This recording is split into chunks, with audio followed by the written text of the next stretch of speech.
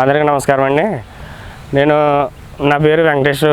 నేను ఇలాగ అనపర్తి దుప్పలపూడి చుట్టూ ఒక ఫ్లాట్ తీసుకుందామని ఒక సంవత్సరం నుంచి చూస్తున్నాను. కానీ నాకు ఒక సంవత్సరం నుంచి ఎంతలా వెతికినా నాకు అసలు ఏ ఫ్లాట్ కూడా అనుకూలంగా కుదురుతలేదు. నేను వాస్తు ప్రకారంగా సిద్ధాంతిగా వాస్తు చూపిస్తే డాక్యుమెంట్ సెట్ అయ్యేది కాదు.